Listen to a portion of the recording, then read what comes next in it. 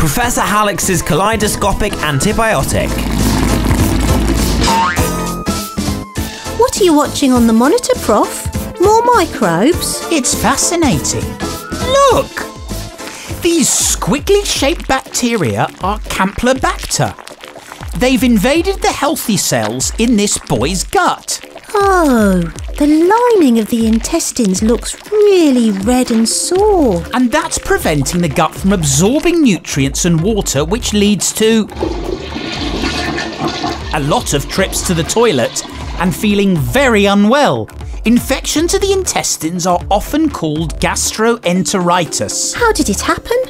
Could anyone have prevented those microbes from making the gut their home? Probably. You have to remember, everyone carries microbes on their skin, mouth and in their gut. Microbes are spread easily from person to person or from objects around us. You don't have to be ill to spread harmful microbes. Let's rewind. See? This is earlier. This boy was cutting up some raw chicken to make a curry. Now, if we zoom in on the chicken... Campylobacter detected, a bacteria that's very common on all raw chicken. Oh, there's the Campylobacter. This chicken is covered with them, and so are the boy's hands. The food preparation might be over, but the Campylobacter is just beginning its journey. Oh, he's scratching his lip. The Campylobacter must have got into his mouth, and that's how the bacteria got to his gut. Although bacteria are everywhere, and most are perfectly harmless, in some situations it's really important to reduce their numbers. And it's so easy to do.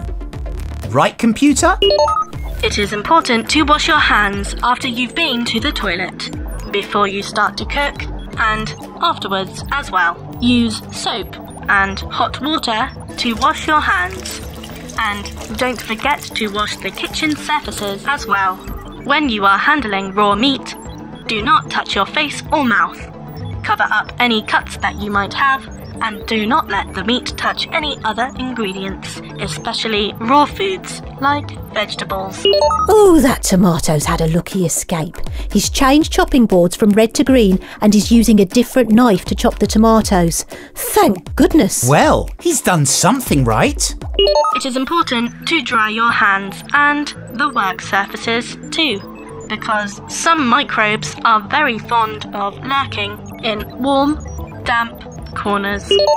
All right, food hygiene is all well and good, but like you say, you can get unlucky and not even realising you've allowed those microbes in. What can we do to help the boy with the upset stomach? We've seen that our bodies are great at tackling all sorts of illness and infection all by themselves. You don't need antibiotics unless it's a very serious bacterial infection. We can help things along in a few simple ways. Look, if you're ill, it's easy to lose your appetite and just not feel hungry. That's pretty normal.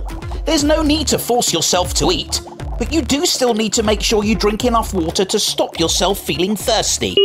Sweating, being sick, or having to go to the toilet a lot are connected to the work your immune system is doing, but can mean your body is losing a lot of fluid.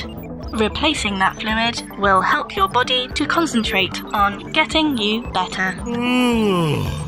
Resting is important too, to enable your body to use its energy to fight the infection.